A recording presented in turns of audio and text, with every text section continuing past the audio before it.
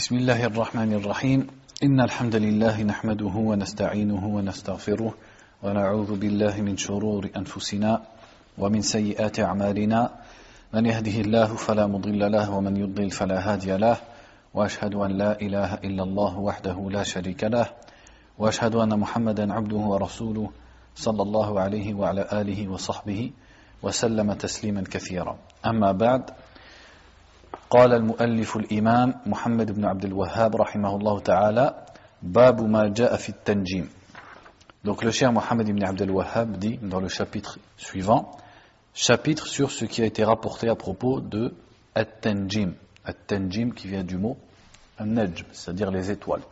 At-Tanjim, c'est un mot qui désigne toutes les pratiques ou les croyances qui tournent autour des étoiles. Donc par exemple, le fait de croire que les étoiles ont un effet sur les événements.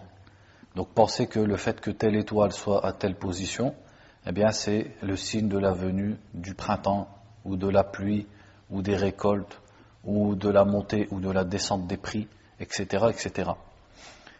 Donc c'est ce qu'on appelle, je pense, l'astrologie. Ou également une autre sorte de tanjim qui est reliée à la sorcellerie, c'est le fait de pratiquer de la sorcellerie en utilisant également le nom des étoiles ou les positions des étoiles et en prétendant que ça agit sur l'être humain, que ça peut le rendre malade, etc., etc. Et une autre sorte qu'on peut appeler tanjim, c'est ce qu'on appelle aussi ilm at-tasir, c'est simplement le fait de connaître le mouvement et les positions des astres. Ça c'est permis. Et ça aide par exemple à trouver la qibla, ça aide à trouver son chemin quand on est en voyage dans le désert ou en mer, ça aide à trouver des routes, etc., etc. Donc c'est pour ça qu'il a mis ce chapitre pour montrer que les pratiques faites autour des étoiles, certaines font partie du shirk et d'autres sont permises. Donc il dit, rahimahullah, قال البخاري في صحيحه قال قتادة خلق الله هذه النجوم لثلاث زينة للسماء ورجوما للشياطين وعلامات يهتدى بها فمن تأول فيها غير ذلك أخطأ وأضاع نصيبه وتكلف ما لا علم له به انتهى. Donc l'imam al-Bukhari a rapporté dans son sahih cette parole de Qatada qui est un des tabi'in, qui disait, rahimahullah, Allah a créé les étoiles pour trois choses. Premièrement, comme une parure pour le ciel, c'est-à-dire que c'est une beauté au ciel, c'est quelque chose de beau pour celui qui les regarde. Wa rujuman lishayatin, et pour lapider les démons, c'est-à-dire que certaines des étoiles ont pour fonction de poursuivre les démons, c'est-à-dire elles servent comme des projectiles contre les démons qui essayent d'entendre les paroles des anges. Wa alamatin yuhtada biha, et des signes par lesquels on se guide, c'est-à-dire que la position des étoiles permet de se guider quand on est en mer, quand on est dans le désert, permet de connaître l'est, l'ouest, le nord, etc., etc.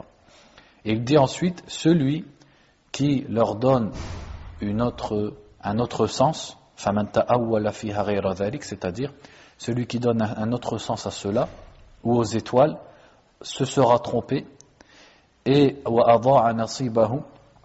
c'est-à-dire il aura gâché sa part, c'est-à-dire sa part de récompense ou sa part du savoir. Et il dit également, et il se sera imposé ce qu'il ne connaît pas. C'est-à-dire il aura parlé de ce dont il n'a aucun savoir. Donc certes, ceux qui disent que les étoiles, par exemple, ont un effet sur le monde ou sur les événements, eh bien ceux-là, ils disent des choses dont ils n'ont aucune connaissance. Ils ne font qu'inventer sur Allah et sur la création d'Allah. De même, celui qui dit que lorsque l'étoile est à tel ou tel endroit, ou la lune, eh bien c'est un signe qu'il se passera tel bonheur ou tel malheur. Celui-là aussi, il a cherché à parler de ce qu'il ne connaît pas et de ce qu'il ne peut pas savoir. Car al-ghaib, l'invisible, ça fait partie du domaine d'Allah subhanahu wa ta'ala.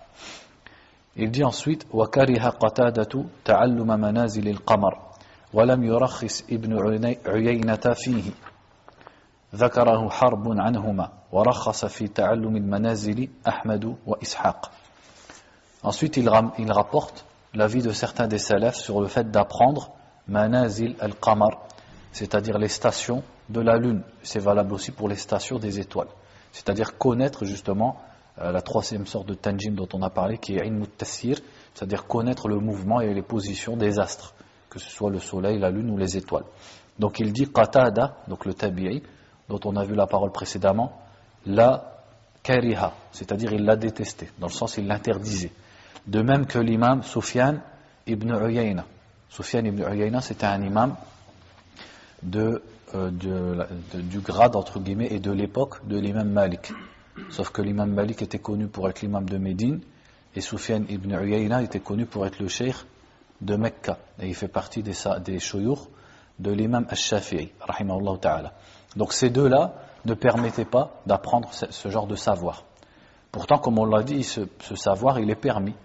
Donc ils l'ont interdit de peur que ça amène plus loin, que ça amène à la croyance dans les étoiles ou les pratiques de voyance ou de sorcellerie qui sont en relation avec les étoiles. Donc pour fermer la porte à ce genre de pratiques, ils ont carrément interdit et déconseillé ce qui était licite. Et il dit ensuite, c'est Harb qu'il a mentionné de ces deux-là. C'est-à-dire c'est Harb, l'élève de l'imam Ahmed rahimahullah ta'ala, qui a rapporté de Sufyan ibn Uyayna et de Qatada qu'ils déconseillaient ou qu'ils interdisaient le fait de connaître et d'apprendre les mouvements et les positions des astres. Donc on s'arrête là pour lire ce qu'il a dit sur Ibn Uyayna.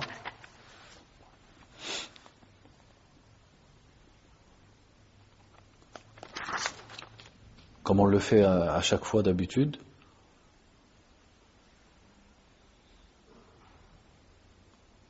Il l'a pas mis, exceptionnellement, donc il l'a pas mis. Par contre, Harb, donc il dit à propos de Harb, huwa ibn Ismaïl ibn Khalaf al-Hamdali, al-Imam al-Hafiz Abu Muhammad al-Kirmani, al-Faqih min jullati ashabi Ahmed. Donc Harb al-Hamdali, Abu Muhammad, c'était un Hafiz, c'est-à-dire un grand connaisseur et savant du hadith, un imam qui fait partie des compagnons de l'imam Ahmed les plus connus. Et il a des masail, c'est-à-dire des livres dans lesquels il rapporte ce qu'il a posé comme question à l'imam Ahmed et à d'autres parmi les imams. Donc ça c'est Harb. Ensuite il dit, plutôt l'imam Mohammed ibn Abd al-Wahhab dit, rahimahullah, et l'imam Ahmed et l'imam Ishaq, eux, ont permis d'apprendre les positions des étoiles et les positions de la lune, c'est-à-dire al-manazil. Donc comme on le voit, ça ne fait que confirmer que c'est quelque chose de licite. Et ceux qui l'ont interdit pour fermer la porte, de crainte que ça n'amène à l'interdit. Et justement, il y a des hadiths qui sont authentiques et que le Cheikh Suyuti a mentionné dans Al-Jami' al-Saghir, où le prophète sallallahu alayhi wa sallam, dans plusieurs de ses hadiths, a dit qu'une des choses qu'il craignait le plus pour sa communauté, c'était Al-Iman bin Nujum, le fait de croire dans les étoiles. Et ce sont des hadiths que l'imam Al-Albani rahimahullah a authentifiés. Donc, le fait de croire, le prophète sallallahu alayhi wa sallam a prédit et a craint pour sa communauté le fait de revenir à la croyance dans An-Nujum, c'est-à-dire dans les étoiles. Ensuite, on va lire qui est Ishaq. Donc il a dit, ça a été permis par Ahmed et Ishaq. Qui est Ishaq lorsqu'on cite les fuqaha, lorsqu'on cite les savants et qu'on dit Ishaq, lequel de Ishaq on désigne par là. Donc il dit Ishaq, huwa ibn Ibrahim ibn Makhlad al-Hamdali al-Tamimi al-Naysaburi. Donc Ishaq ibn Ibrahim al-Hamdali, et qui était connu comme Ibn Rahawayh. Ishaq ibn Rahawayh, c'est comme ça qu'on l'appelle le plus souvent. C'était le compagnon de l'imam Ahmed. Il dit سمي بذلك لأن أباه ولد في طريق مكة فقالت المرابذة راهويه لأنه ولد في الطريق. Donc ils disent que son père est né dans le chemin, et donc en Perse certaines personnes ont dit Rahawayh et on l'a appelé Ishaq ibn Rahawayh. Wallahu a'lam. Imamun min a'immatil muslimin. Donc il fait partie des imams des musulmans, comme l'imam Malik, l'imam Shafi'i, et c'est l'imam Ahmed rahimahullah lui-même qui le disait. Il disait Ishaq imamun min a'immatil muslimin. Simplement, l'imam Ishaq ibn Rahawayh n'a pas de madhab qui est connu comme étant le madhab de l'imam Ishaq, contrairement aux imams Ahmed, Shafi'i, Malik et Abu Hanifa, mais il fait partie de ce genre d'imam, c'est-à-dire de la même valeur, et dont les paroles ont un poids dans le fiqh. Et beaucoup de ces paroles dans le fiqh nous ont été transmises jusqu'à maintenant, c'est-à-dire sont gardées et sont transmises dans les livres de fiqh. Simplement, il n'y a pas de madhab qui se rattache à l'imam Ishaq. Et il est mort en 239. Il fait partie des shuyukh, par exemple, de l'imam al-Bukhari, de l'imam Abu Daoud, de Muslim. Tous sont rapportés de Ishaq ibn Rahawayh dans le hadith. Donc on passe au hadith suivant. Il dit وعن أبي موسى رضي الله عنه قال قال رسول الله صلى الله عليه وسلم ثلاثة لا يدخلون الجنة مدمن الخمر وقاطع الرحم ومصدق بالسحر رواه أحمد وابن حبان في صحيحه. Donc là c'est un hadith rapporté par Ahmed et Ibn Hibban, dont le Cheikh Al-Albani rahimahullah dit que c'est daïf, il n'est pas accepté. Cependant, comme quand on va le voir quand on va le traduire, ce hadith, son sens il est vrai, il est vérifié par plein d'autres hadiths. Donc le hadith dit 3 personnes n'entreront pas au paradis.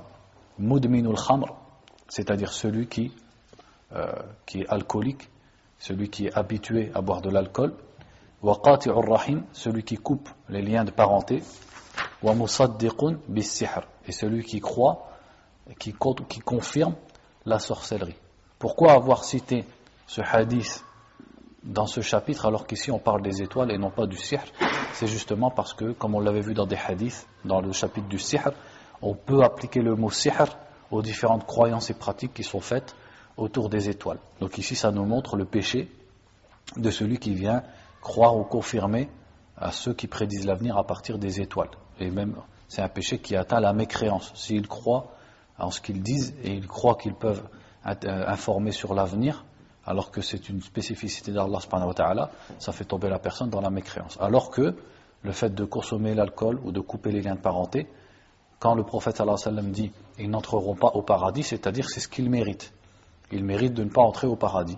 Mais on sait que celui qui meurt sur cette action, soit Allah azza wa jalla le pardonne, soit il rentre en enfer jusqu'à un temps déterminé pour ensuite rentrer au paradis. Ça c'est pour les musulmans. Donc ce qui veut dire que boire de l'alcool et couper les liens de parenté, ça fait mériter l'enfer, mais ça ne rend pas la personne mécréante. On va lire ce qu'il dit sur Abu Moussa. Donc il dit à propos de Abu Moussa, yani al-Ash'ari. Donc Abu Moussa al-Ash'ari que vous retrouvez souvent dans les hadiths, an Abi Moussa al-Ash'ari. Wasmuhu Abdullah ibn Qais ibn Hidar ibn Harb ibn Amir.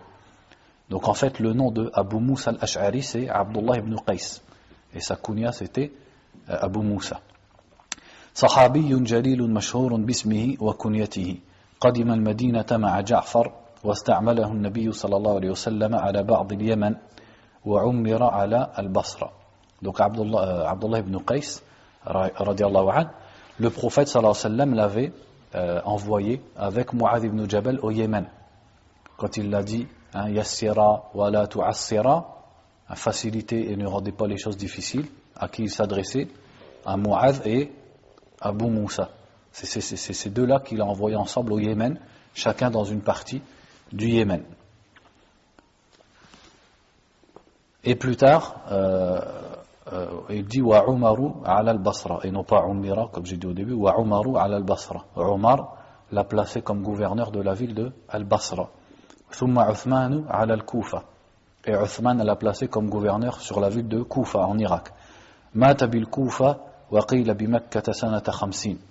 Il est mort dans la ville de Al-Kufa ou dans la ville de Mecca, selon donc les divergences des historiens, en l'an 50 radiyallahu anhu. Donc on passe au hadith suivant, au chapitre suivant. Donc pour ce qui est des étoiles, on en avait déjà parlé quand on avait parlé de la sorcellerie. Et elle dit Babu ma ja'a fil istisqa'i bil anwa. Chapitre sur ce qui a été rapporté à propos de demander la pluie par al-anwa. Donc ici il a dit al-istisqa. L'istisqa à la base veut dire demander la pluie, demander de l'eau. Mais ici ce qu'il veut dire c'est pas de demander de l'eau. Et al-anwa c'est le pluriel de naw'un. An-naw'u qu'est-ce que c'est? C'est la position, la station d'une étoile. La station d'une étoile ça s'appelle an-naw'u. Donc al-anwa c'est le pluriel. Donc al-istisqa bil anwa, si on lisait comme ça, on comprendrait le fait de demander la pluie par les stations des étoiles. Mais en fait, ce qui est voulu par là, ce n'est pas de demander la pluie, c'est de rattacher, assimiler la descente de la pluie aux stations des étoiles. Autrement dit, dire la pluie est tombée aujourd'hui ou hier parce que telle étoile c'est levée, entre guillemets, parce qu'elle est montée. Parce que an-naw, à la base, ça vient de na'a, qui veut dire monter. Donc par rapport au mouvement des étoiles, il disait la pluie est tombée, par rapport à tel ou tel mouvement d'étoiles. Donc ça fait partie du shirk. Mais ça dépend du degré. Il y a plusieurs degrés de shirk. Si la personne pense que c'est l'étoile ou les étoiles qui font tomber la pluie, alors là, quelle sorte de shirk c'est? Shirk akbar. Il aura mis l'étoile à la place et à l'égal d'Allah Azza wa Jal. Est-ce que c'est ce genre d'istisqa bil anwa que pratiquaient les mécréants des Arabes? À votre avis? Non. Parce qu'on sait, dans beaucoup de versets, qu'ils reconnaissaient Allah comme seul créateur et ils reconnaissaient qu'Allah Azza wa Jal est lui, celui qui fait tomber la pluie. Donc les Arabes d'avant l'islam, les polythéistes, reconnaissaient que la pluie vient d'Allah et c'est Allah qui l'a fait tomber. Donc c'est une autre sorte de shirk, c'est du shirk asghar, c'est-à-dire c'est un shirk mineur qu'ils pratiquaient, bien sûr en dehors de leur shirk akbar qu'ils pratiquaient d'habitude avec leurs idoles, et ça consiste à dire que la pluie est tombée parce que telle étoile s'est levée ou était dans telle position ou a fait tel ou tel mouvement, etc. Donc au lieu de rattacher la pluie à la miséricorde d'Allah Azza wa Jal, il la rattache et il l'assimile au mouvement des étoiles, tout en sachant que c'est Allah Azza wa Jal qui l'a bel et bien fait tomber. Donc en quoi est-ce que c'est du shirk? Premièrement, c'est parce que dans les termes, on rattache la descente de la pluie au mouvement de l'étoile. Ça peut laisser comprendre que c'est l'étoile elle-même qui a fait tomber la pluie. Mais ça, ils n'y croyaient pas. Mais surtout, c'est parce que c'est rattacher la descente de la pluie à un sabab qui n'en est pas un. Et sans regarder le vrai sabab qui est la miséricorde d'Allah et la sagesse d'Allah subhanahu wa ta'ala. Donc voilà en quoi c'est du shirk. Donc il dit wa qawlillahi ta'ala wa taj'aluna rizqakum annakum tukadhibun. Donc il a cité premièrement la partie d'un hadith qui dit wa taj'aluna rizqakum annakum tukadhibun. Wa taj'aluna rizqakum. C'est un peu difficile à traduire, c'est-à-dire et vous faites de votre rizq que vous démentiez. C'est-à-dire l'explication du verset, parce que à traduire c'est dur à traduire, mais l'explication c'est qu'Allah Azza wa Jal dit à ces gens et aux mécréants, vous répondez au fait qu'Allah vous donne le rizq et vous donne votre subsistance, tout le remerciement que vous avez pour cela c'est de démentir. Et certains, il a été rapporté un hadith, même s'il n'est pas authentique, et beaucoup de savants du tafsir ont expliqué le verset par le fait que les mécréants recevaient la pluie de la part d'Allah Azza wa Jal, mais au lieu de dire que c'est Allah Azza wa Jal qui nous a fait tomber la pluie, ils disaient la pluie nous est tombée parce que l'étoile est montée, parce que telle étoile est montée, etc., etc. Donc Allah leur a dit, voilà comment vous recevez mes bienfaits, c'est de démentir, c'est qu'au lieu de me mentionner et de les assimiler à ma miséricorde, vous les assimilez au mouvement des étoiles. وعن أبي مالك الأشعري رضي الله عنه أن رسول الله صلى الله عليه وسلم قال 4 في أمتي من أمر الجاهلية لا يتركونهن الفخر بالأحساب والطعن في الأنساب والاستسقاء بالنجوم والنياحة وقال النائحة إذا لم تتب قبل موتها تقام يوم القيامة وعليها سربال من قطران ودرع من جرب رواه مسلم. Donc ici il a cité un hadith qui est rapporté par l'imam Muslim où le prophète sallallahu alayhi wa sallam a dit il y a 4 choses dans ma communauté qui font partie de la jahiliya, c'est-à-dire qui font partie des caractéristiques et des pratiques caractéristiques de la période précédente à la venue du prophète sallallahu alayhi wa sallam. Donc ici il dit il y a 4 choses qui sont des caractéristiques de la jahiliya qui vont rester dans ma communauté et que ma communauté ne délaissera pas, c'est-à-dire que ça existera toujours. Il existera toujours une partie et des membres de la communauté de Mohammed sallallahu alayhi wa sallam qui pratiquera ces 4 choses. Ça ne veut pas dire que toute la communauté pratiquera toujours ces 4 choses. Ça veut dire qu'elles resteront toujours chez certains membres de cette communauté. Ce qui nous montre également que le mot jahiliya, donc qui désigne la chose avant l'islam, peut désigner, quand on dit ça fait partie des caractéristiques de la jahiliya, ça peut être présent chez un musulman sans pour autant qu'il soit kafir. C'est-à-dire qu'il est musulman, mais il a en lui des pratiques et des paroles et des actes qui sont dignes de la jahiliya sans pour autant que ça fasse de lui un kafir, comme quand le prophète sallallahu alayhi wa sallam a dit à Abu Dhar radiallahu anhu, quand il a insulté la mère de quelqu'un, il lui a dit Anta mru'un fika jahiliya, tu es un homme dans lequel il y a de la jahiliya, alors que c'était un musulman. C'est-à-dire qu'il avait, en faisant cette parole, une caractéristique des gens de la jahiliya.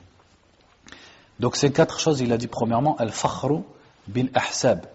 Al-ahsab, c'est le pluriel de hasab, c'est-à-dire les mérites des ascendants.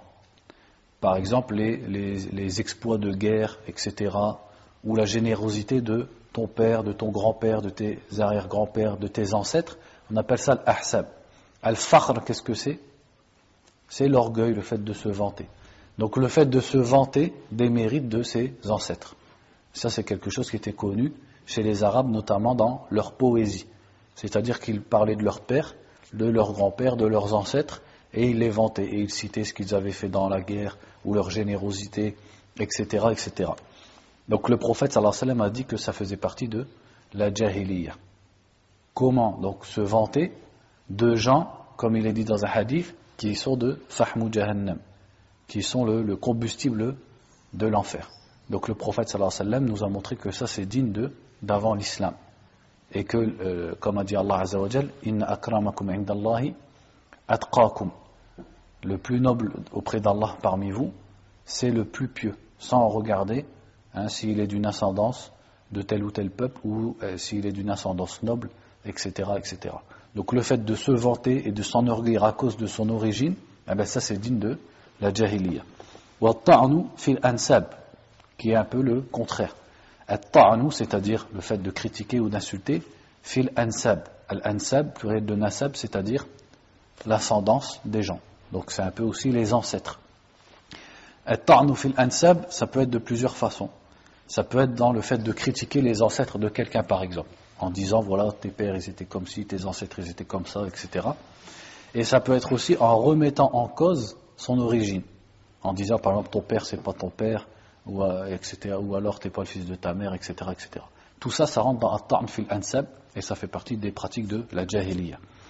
Et troisièmement, donc c'est là que le morceau du hadith qui nous intéresse ici, il a dit wa l'istisqa'u bin nujum. Al-istisqa, c'est-à-dire le fait, l'istisqa on pourrait comprendre par demander la pluie, mais c'est pas ça qui est voulu. C'est-à-dire al-istisqa bin nujum, c'est de rattacher la pluie aux étoiles, comme on l'a dit. Et quatrièmement, il a dit wa niyaha. An-niyaha qui est le fait de crier et de se plaindre à voix haute, etc. Et parfois en se griffant le visage, etc. quand il y a un mort.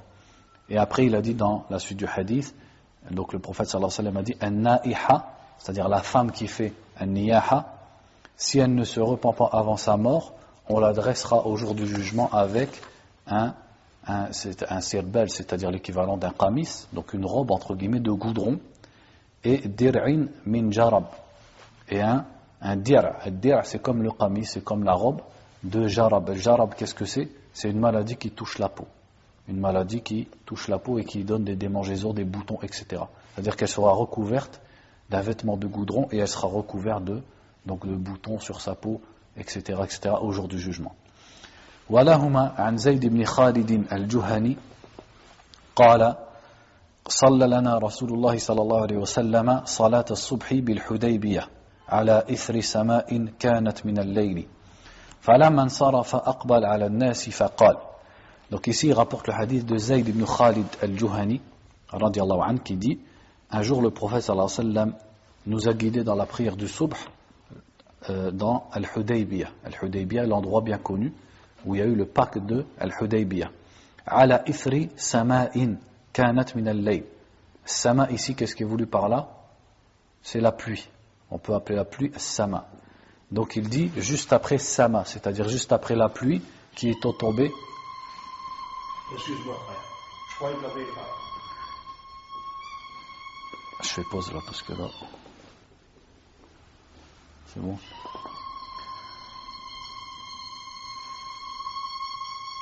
C'est où pause? Ah, c'est bon, khlas. Il faudra l'enlever de l'enregistrement, ça. C'est bon, c'est bon. Hein? Ouais. Je dis, il faudra l'enlever de l'enregistrement. C'est le seul téléphone que j'entends de mes oreilles. Ah d'accord. Donc il dit, il a prié alors que la pluie était tombée pendant la nuit. Donc le prophète sallallahu alayhi wa sallam a prié la prière du subh et la pluie était tombée juste avant pendant la nuit. فَلَمَّا انصَرَفَ أَقْبَلَ عَلَى النَّاسِ فَقَالَ. Et quand il a fini, insarafa. Donc insarafa, qu'est-ce que ça veut dire normalement? Insarafa, c'est partir. Mais quand vous lisez dans les hadiths qui parlent de la salat, insarafa, ça veut dire finir la salat, tout simplement. Hein? Donc après qu'il ait dit assalamu alaikum wa rahmatullah, il s'est tourné vers les gens et il a dit hal tadruna madha qala rabbukum, savez-vous ce qu'a dit votre Seigneur? Ça c'est une façon d'attirer l'attention des gens. Au lieu de leur dire tout de suite votre Seigneur a dit, il dit est-ce que vous savez ce que votre Seigneur a dit? Qalu Allah wa rasuluhu a'lam. Donc ils ont dit Allah et son messager savent mieux. Qala asbaha min ibadi mu'minun bi wa kafirun. Il dit, Allah a dit, parmi mes serviteurs, certains se sont retrouvés croyants et d'autres mécréants. Asbaha, c'est-à-dire dakhala fi subhi. Dans le sens, ce matin, parmi mes serviteurs, il y en a qui sont croyants en moi et d'autres qui sont mécréants en moi. Kafir. Et on va voir que kafir ici, c'est dans le sens qu'il a renié mon bienfait. C'est pas dans le sens kafir qui sort de l'islam. C'est kafir dans le sens, comme quand le prophète sallallahu alayhi wa sallam a dit à propos des femmes, takfurna al-ashir. Vous reniez al-ashir, c'est-à-dire celui avec qui vous vivez, dans le sens où vous n'êtes pas reconnaissante envers lui. Comment il a dit? Takfurna. Donc il veut dire que kafir veut dire parfois renier un bienfait, être ingrat. Donc c'est comme si le verset disait certains d'entre vous sont croyants en moi, d'autres mécréants, dans le sens ingrat. فَأَمَّا مَنْ قَالَ مُطِرْنَا بِفَضْلِ اللَّهِ وَرَحْمَتِهِ فَذَلِكَ مُؤْمِنٌ بِي كَافِرٌ بِالْكَوْكَبِ. Il dit, donc Allah Azza wa Jal dit, celui qui a dit parmi vous, nous avons reçu la pluie par la grâce d'Allah et sa miséricorde, celui-là a cru en moi et mécroit aux astres. Kafirun bil kawkab. Pourquoi? Parce que celui-là a assimilé la pluie à la miséricorde d'Allah Azza wa Jal. Donc il a été reconnaissant envers ce bienfait. Premièrement, comment? Eh bien déjà en reconnaissant que ce bienfait vient d'Allah subhanahu wa ta'ala. وَأَمَّا مَنْ قَالْ مُطِرْنَا بِنَوْءِ كَذَا وَكَذَا فَذَلِكَ كَافِرٌ بِي مُؤْمِنٌ بِالْكَوْكَبِ. Et celui qui a dit, nous avons reçu la pluie par un-naw. Donc un-naw ici c'est l'étoile, mais l'étoile dans le sens son mouvement. Par telle et telle étoile, celui-là est mécréant en moi et croyant en l'étoile. Donc ici mécréant dans le sens de la mécréance mineure, dans le sens de l'ingratitude. Celui qui assimile la pluie au mouvement de l'étoile aura été ingrat envers moi et aura cru en l'étoile. Et on a expliqué que ça c'est du shirk asghar. Pourquoi? Parce que la personne sait, puisque ici on parle d'une chose qui se passe dans la communauté du prophète sallallahu alayhi wa sallam. Donc si ça se passe dans la communauté, ça prouve que ces gens qui le disent savent que la pluie vient d'Allah Azza wa Jal. Car les musulmans savent que la pluie, ils ne disent pas que la pluie vient d'autre qu'Allah, ou vient d'une étoile, sinon ça les fait sortir de l'islam. Mais c'est dans le sens où ils savent que la pluie est une miséricorde d'Allah et vient d'Allah subhanahu wa ta'ala, mais dans leurs paroles ils l'assimilent à l'étoile. Au lieu de mentionner la miséricorde d'Allah, ils mentionnent l'étoile et ils croient que, c'est là la fausse croyance, et c'est là que c'est du shirk asghar, que la cause pour laquelle Allah a fait descendre la pluie, c'est le mouvement de l'étoile. Donc ils ont rattaché l'acte d'Allah à une cause qui n'en est pas une. Car le fait que les étoiles bougent dans tel ou tel sens, etc., n'a aucun rapport avec le fait qu'Allah fasse descendre la pluie ou pas. وَلَهُمَا مِنْ حَدِيثِ ابْنِ عَبَّاسٍ مَعْنَاهُ وَفِيهِ قال بعضهم لقد صدق نوء كذا وكذا فأنزل الله هذه الآية فلا أقسم بمواقع النجوم إلى قوله تكذبون.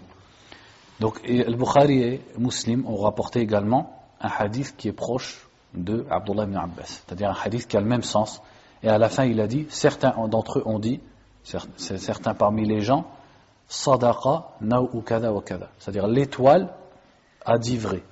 En fait, ça ne veut pas vraiment dire a dit vrai, mais l'étoile, entre guillemets, a confirmé. Donc quand la pluie leur vient, en même temps que le mouvement de l'étoile, dont ils pensent que ça a un rapport avec la pluie, ils disent sadaqa naou kada.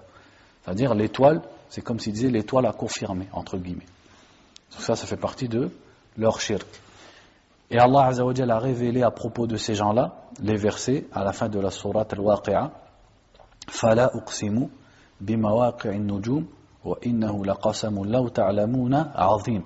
Je jure par les positions des étoiles, et voilà un serment, si vous le saviez, énorme, un serment qui est énorme. Et à la fin de ces versets, c'est le verset que le cheikh a cité au début du chapitre. Ce qui nous prouve que le verset, tel qu'on l'a expliqué au début du chapitre, a bel et bien un lien avec la croyance aux étoiles et le fait de rattacher la pluie et la descente de la pluie au mouvement des étoiles. On passe au chapitre suivant. Babu qawlillahi ta'ala wa minan nasi man yattakhidhu min dunillahi andadan yuhibbunahum kahubbillah al-aya. Donc il dit chapitre sur la parole d'Allah. Parmi les gens, il en est qui prennent en dehors d'Allah des égaux qu'ils aiment comme l'amour d'Allah. Donc le verset complet dit wa minan nasi man yattakhidhu min dunillahi andadan yuhibbunahum kahubbillah walladhina amanu ashaddu hubban lillah. Ça c'est le début du verset dans Surat Al-Baqarah.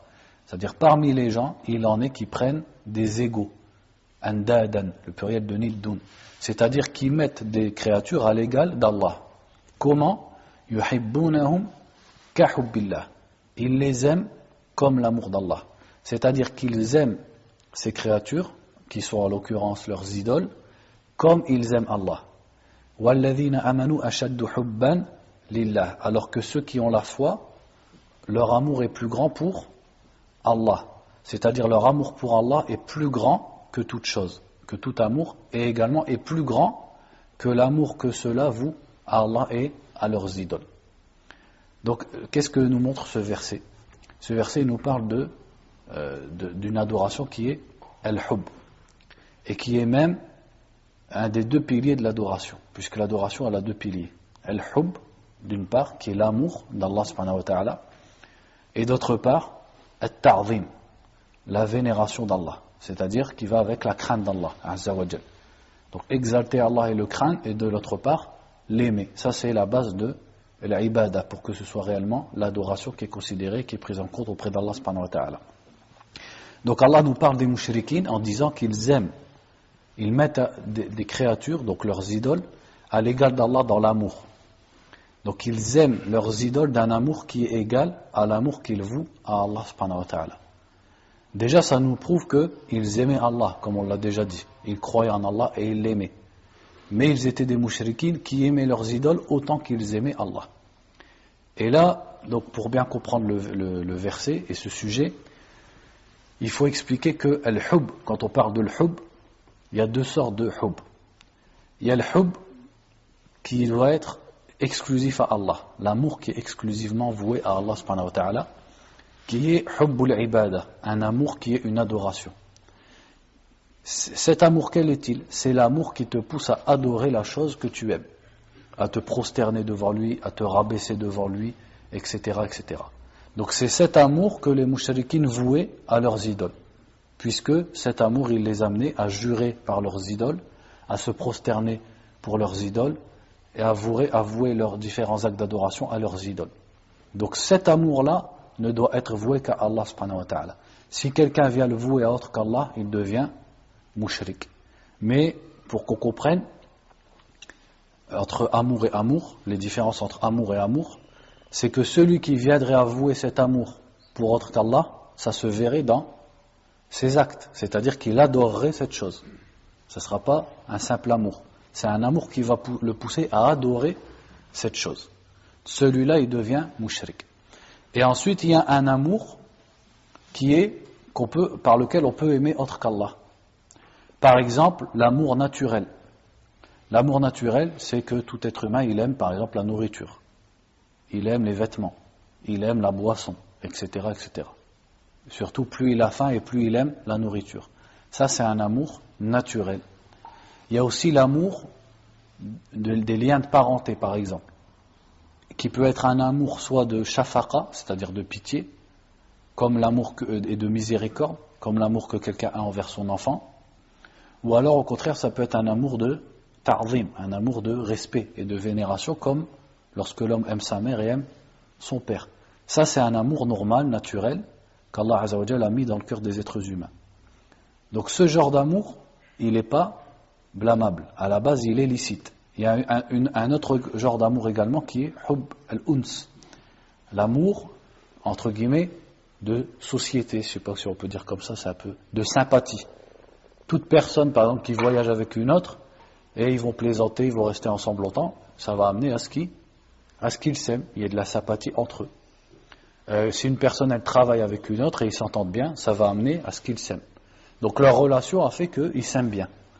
Donc ce genre d'amour, l'amour naturel, l'amour des liens de parenté, l'amour à cause des relations sociales, ça c'est quelque chose qui à la base est mubah, c'est licite.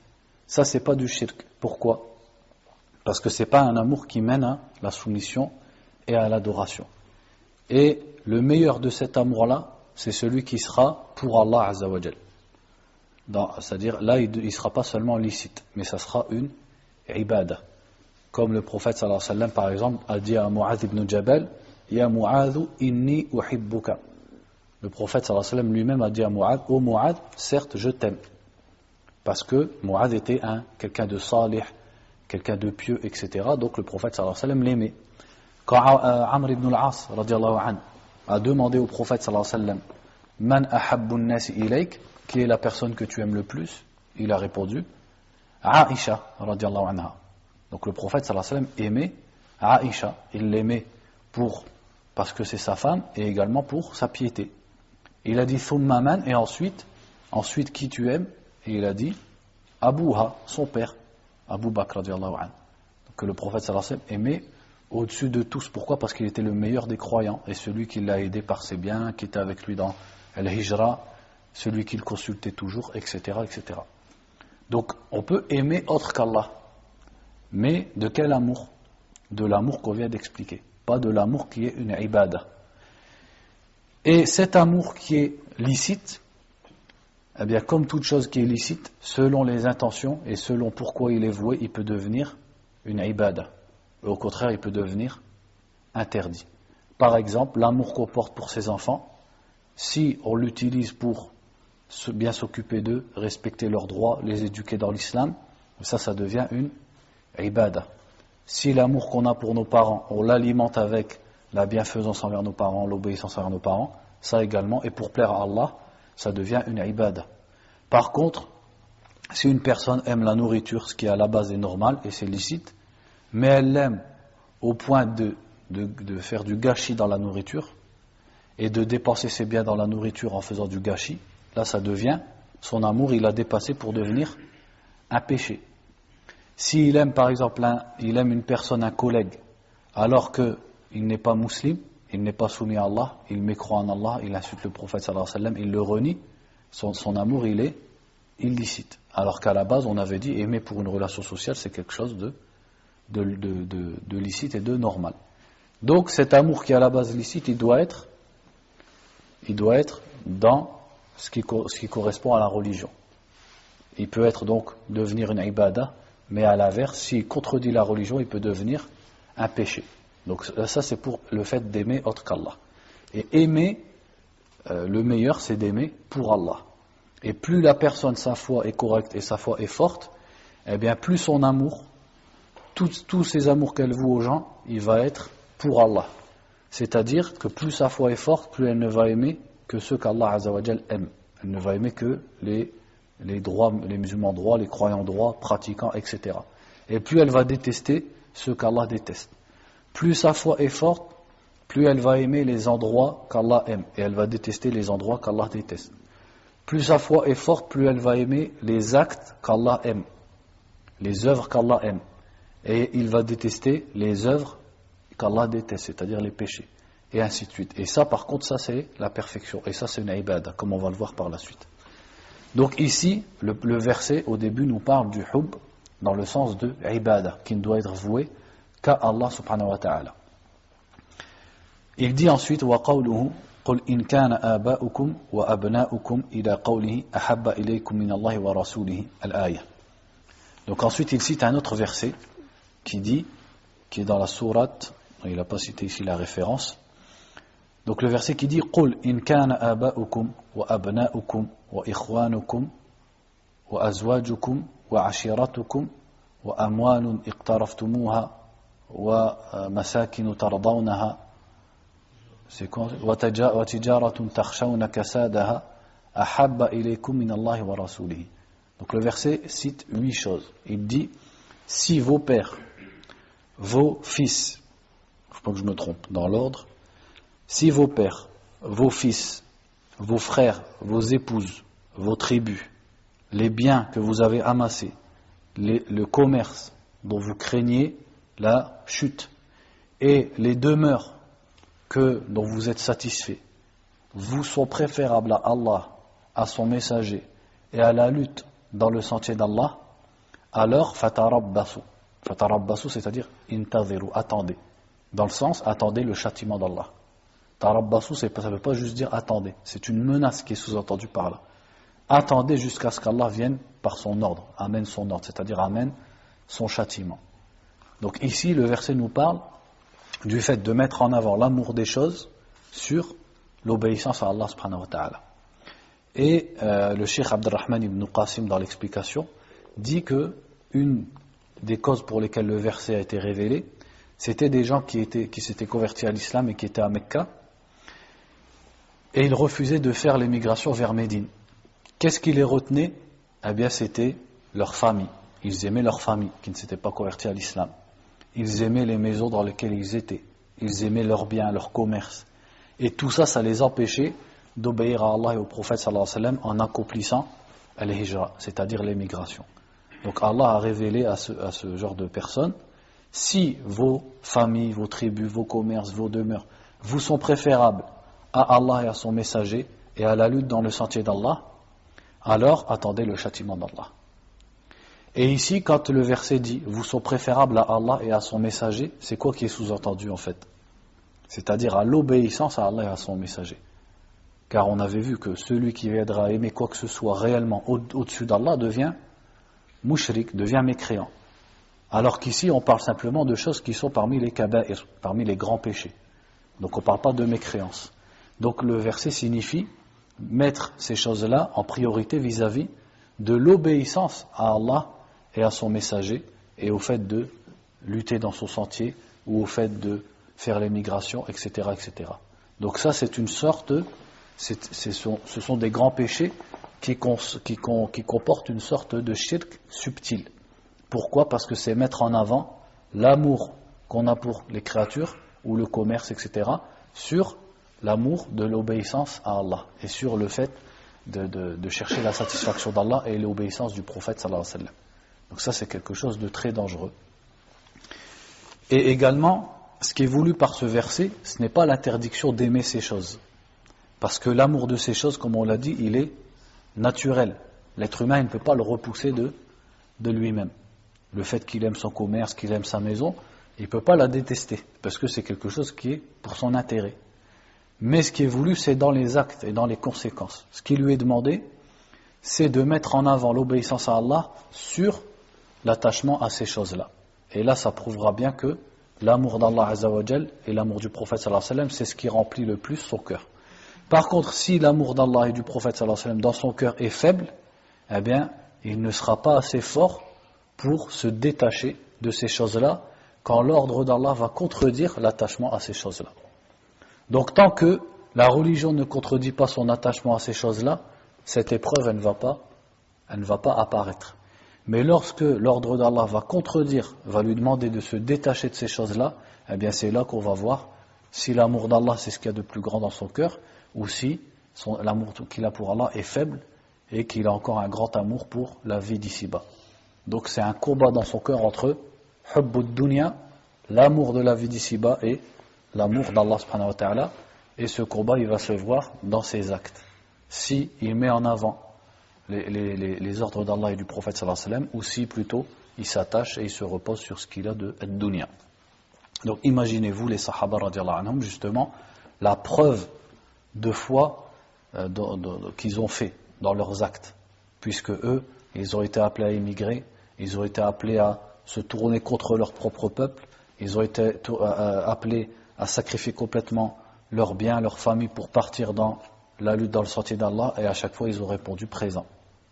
Tout ça parce que l'amour d'Allah, c'est ce qu'il y avait de plus grand dans leur cœur. Le désir de voir Allah subhanahu wa ta'ala, d'être dans la demeure d'Allah subhanahu wa ta'ala au paradis, d'être avec le prophète sallallahu alayhi wa sallam au paradis, tout ça, ça leur était préférable au fait d'être attaché à un commerce ou à une femme ou à une famille ou à une maison, etc. Donc ça, bien sûr, ça a un grand rapport avec at-tawhid. Et le manquement dans ça, c'est un manque dans at-tawhid. Il dit ensuite وعن أنس رضي الله عنه أن رسول الله صلى الله عليه وسلم قال لا يؤمن أحدكم حتى أكون أحب إليه من ولده ووالده والناس أجمعين أخرجاه ولهما عنه قال. On va le lire après. Donc premièrement le hadith de Anas radiallahu anhu où le prophète sallallahu alayhi wa sallam a dit nul d'entre vous ne croira la yu'minu, ici c'est dans le sens il n'aura pas l'iman al-kamil, il ne serait pas un vrai croyant. Il sera un croyant, il sera un mu'min, mais il ne sera pas un mu'min complet. Il ne sera pas un vrai mu'min, entre guillemets. Donc nul d'entre vous ne sera un vrai mu'min tant que je ne serai pas préférable, ou qu'il ne m'aimera plus plutôt, que ses enfants, son père et tous les gens. Donc pour avoir la foi complète, il n'y a pas d'autre issue que d'aimer le prophète sallallahu alayhi wa sallam au-delà de tous les gens, même de ses propres parents. Et ça, quand on y réfléchit, c'est logique. Pourquoi ? Parce que celui qui met par-dessus tout l'amour du prophète sallallahu alayhi wa sallam, c'est celui-là qui va toujours obéir à Allah. Puisque l'amour du prophète va se voir dans ses actes. Comme il va aimer le prophète par-dessus tout, eh bien dans toute situation et dans toute affaire, il va obéir au prophète sallallahu alayhi wa sallam. Par contre, s'il aime par exemple son père plus que le prophète sallallahu alayhi wa sallam, le jour où son père lui ordonnera quelque chose qui contredit l'ordre du prophète sallallahu alayhi wa sallam, il va obéir à son père et donc il désobéira à Allah. Et celui qui désobéit à Allah, sa foi n'est pas complète, ce n'est pas un croyant complet. Le jour où sa passion pour une chose l'amènera à désobéir, il désobéira parce qu'il n'a pas aimé le prophète sallallahu alayhi wa sallam plus que cette chose. Donc voilà comment on comprend. Donc pour être un croyant complet, il faut absolument que l'amour du prophète sallallahu alayhi wa sallam soit l'amour le plus haut dans notre cœur envers les créatures. Et ça montre également que la personne aime ce qu'Allah aime. Car dans les créatures d'Allah et les êtres humains, quel est celui qu'Allah aime le plus ? C'est le prophète sallallahu alayhi wa sallam. Or, plus la foi d'une personne est forte, plus son amour va être lillah wa fillah. Il va aimer pour Allah et en Allah. C'est-à-dire que tout ce qu'Allah aime, il va l'aimer, et tout ce qu'Allah déteste, il va le détester. Donc s'il arrive à ce niveau, eh bien forcément, il ne va pas aimer quelqu'un plus que le prophète sallallahu alayhi wa sallam, puisque la créature la plus aimée d'Allah, c'est le prophète sallallahu alayhi wa sallam. Il dit ensuite ولهما عنه قال قال رسول الله صلى الله عليه وسلم ثلاث من كن فيه وجد بهن حلاوة الإيمان أن يكون الله ورسوله أحب إليه مما سواهما وأن يحب المرء لا يحبه إلا لله وأن يكره أن يعود في الكفر بعد إذ أنقذه الله منه كما يكره أن يلقى في النار.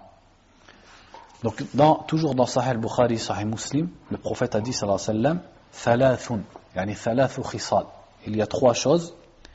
Celui qui les a trouvera la douceur de la foi. C'est-à-dire que il goûtera la saveur de la foi. Et il sentira le bonheur d'être un croyant. Alors que celui qui en est privé, il sera un mu'min. Il a de la foi, mais il ne goûtera pas ce goût. Donc ces trois choses, il a dit, c'est qu'Allah et son messager lui soient préférables à toute chose. C'est-à-dire qu'il aime Allah et son messager plus que toute autre chose. Donc celui-là, il va goûter la saveur de la foi. Pourquoi ? Parce que dans toute histoire et dans toute situation, il va mettre en priorité l'ordre d'Allah et l'ordre du prophète sallallahu alayhi wa sallam. Et donc il aura une certaine intimité et il va atteindre al-wilaya. Il aura al-wilaya, c'est-à-dire il sera un wali, comme il est dit dans le hadith Qudsi, que plus la personne se rapproche d'Allah avec les actes surérogatoires, jusqu'à ce qu'Allah l'aime. Et à ce moment, il devient parmi les awliya, parmi les alliés d'Allah subhanahu wa ta'ala. Donc il profitera de la protection d'Allah, il profitera de la guidée d'Allah, du secours d'Allah azza wa jal, et donc il goûtera la saveur de la foi. Et ensuite il a dit et que lorsqu'il aime une personne, il ne l'aime que pour Allah. Ça également, ça fait partie de la perfection de la foi. C'est qu'une personne, au lieu de l'aimer pour un intérêt mondain, pour une passion commune, tu n'aimes les gens que pour Allah. C'est-à-dire, tu aimes les prophètes parce qu'ils sont les envoyés d'Allah. Tu aimes les anges parce qu'ils sont les serviteurs pieux d'Allah. Et tu aimes ensuite tous les serviteurs d'Allah Azzawajal qui lui sont obéissants. Et à l'inverse, tu détestes, plus la personne est loin d'Allah et plus tu la détestes. Si tu atteins ce niveau-là, c'est que ta foi elle est complète. Et là, tu goûteras la saveur de la foi. Pourquoi ? Parce que tu ne seras jamais déçu par quelqu'un. Alors que celui qui crée des relations et qui aime ou qui déteste autour de la vie d'ici-bas, eh bien, il sera toujours puni pour cet amour qu'il a voué pour autre qu'Allah subhanahu wa ta'ala. C'est-à-dire que forcément, un jour ou l'autre, il sera déçu. Et il sera amené à des mauvaises conséquences parce qu'il a aimé une personne pour une passion en commun, pour un intérêt mondain, etc. Contrairement à celui qui n'aime les gens que s'ils sont obéissants à Allah Azzawajal, celui-là ne sera jamais déçu. Et il y a beaucoup de hadiths qui parlent de ça, donc qui parlent du mérite de s'aimer en Allah, de se visiter en Allah. Wajabat rahmati, la miséricorde d'Allah est obligatoire pour ceux qui se visitent pour Allah, qui s'aiment pour Allah. Il y a beaucoup de hadiths sur ce sujet. Et la troisième, il a dit, et qu'il déteste revenir à la mécréance après qu'Allah l'en ait sauvé, comme il détesterait être jeté dans le feu. Donc ça, c'est celui qui a goûté la douceur de la foi. Celui qui a goûté la douceur de l'islam, qui apprécie la valeur de l'islam, celui-là, il détesterait revenir dans la mécréance, comme il détesterait qu'on le jette dans le feu. Pourquoi ? Parce que justement, il goûte le goût et la saveur de l'islam. وفي رواية لا يجد أحد حلاوة الإيمان حتى إلى آخره. Dans un autre hadith, il a dit, nul d'entre vous ne trouvera la saveur de la foi jusqu'à, et il a cité la suite du hadith. وعن ابن عباس رضي الله عنهما قال من أحب في الله وأبغض في الله ووالى في الله وعاد في الله فإنما تنال ولاية الله بذلك ولن يجد عبد طعم الإيمان وإن كثرت صلاته وصومه حتى يكون كذلك. Donc Ibn Abbas radiallahu anhuma disait, celui qui aime pour Allah et qui déteste pour Allah, qui s'allie pour Allah et prend des ennemis, ada, c'est-à-dire qui prend quelqu'un pour ennemi pour Allah, la wilaya, c'est-à-dire le fait d'être un allié d'Allah, ne peut s'acquérir que par cela. C'est-à-dire si une personne veut être un wali, dont Allah Azza wa Jalla dit ala inna awliya Allah la khawfun alayhim wa lahum yahzanun, s'il veut être un wali d'Allah, un allié d'Allah, quelqu'un de proche d'Allah, eh bien il faut qu'il aime pour Allah, c'est-à-dire il aime les gens, les endroits et les actes qu'Allah aime. Et il déteste pour Allah. Il déteste les gens qu'Allah déteste, les endroits qu'Allah déteste et les œuvres qu'Allah déteste. Donc son amour, en fait, eh bien, il est conforme à l'amour d'Allah subhanahu wa ta'ala. Et ensuite il a dit, et nul ne trouvera le goût de la foi jusqu'à ce qu'il soit de la sorte, même s'il fait beaucoup de salat et beaucoup de jeûne. C'est-à-dire personne n'aura la foi, la vraie foi, et ne se délectera de la foi qu'il a jusqu'à ce qu'il soit de cette façon. Et il y a des hadiths qui ressemblent, des hadiths du prophète sallallahu alayhi wa sallam qui ressemblent à cette parole d'Ibn Abbas, comme le hadith qui dit Man ahabba lillah wa abghada lillah wa wala fillah wa aada fillah faqad istakmala al-iman. Celui qui aime pour Allah et déteste pour Allah et s'allie pour Allah et prend ennemi pour Allah, celui-là sa foi sera complète. Ensuite il a dit radiyallahu anhuma wa qad sarat 'ammatu mu'akhati an-nas 'ala amri ad-dunya wa dhalika la yujdi 'ala ahlihi shay'a. Et il a dit, et la plupart des gens maintenant ne fraternisent que pour ad-dunya, sachant que cela ne leur sert à rien. Ça c'est à son époque radiyallahu anhuma, il dit mu'akhat, al-mu'akhat qu'est-ce que c'est? C'est la fraternité, le fait d'être des frères. Et il dit maintenant la plupart des gens ne sont des frères qu'autour de la dunya. C'est-à-dire s'ils ont un intérêt en commun, une passion en commun, eh bien ils vont devenir des amis pour cette chose et non pas pour la religion ou pour l'amour d'Allah subhanahu wa ta'ala. Il dit, il se plaint, il dit la plupart des gens maintenant ne deviennent amis et ne deviennent frères qu'autour des choses de la dunya et cela ne leur servira à rien. C'est-à-dire qu'il n'y a pas de récompense derrière cela et même la personne ne trouve pas de de goût à cela. Parce que c'est pas un amour qui est solide, c'est pas un amour qui est sincère. Et le jour où la chose disparaît, leur amour également disparaît. رواه ابن جرير, donc ça c'est rapporté par Ibn Jarir, donc dans le tafsir. وقال ابن عباس في قوله تعالى وتقطعت بهم الأسباب قال المودة. Et Ibn Abbas a dit à propos du verset qui dit تقطعت بهم الأسباب, c'est-à-dire les asbab, les liens entre guillemets, seront coupés entre eux, entre les mécréants et ceux qu'ils adoraient ou ceux qu'ils suivaient. Et Ibn Abbas a expliqué les liens entre eux par al-mawadda. L'amour qu'ils avaient dans la vie d'ici-bas entre eux, comme il n'était pas un amour fondé sur la cause d'Allah, il n'existera plus dans l'au-delà. Dans l'au-delà, la mère ne connaîtra plus son enfant, celui qui était suivi ne connaîtra plus celui qu'il suivait, ni inversement, etc. Alors qu'ici-bas, ils s'aimaient. Pourquoi ? Parce que ce n'était pas un amour qui était pour la cause d'Allah. Donc cet amour-là, il est amené à disparaître. Donc on s'arrête là pour Kitab al-Tawhid. Wallahu a'lam wa sallallahu wa sallam ala nabiyyina Muhammadin wa ala alihi wa sahbihi.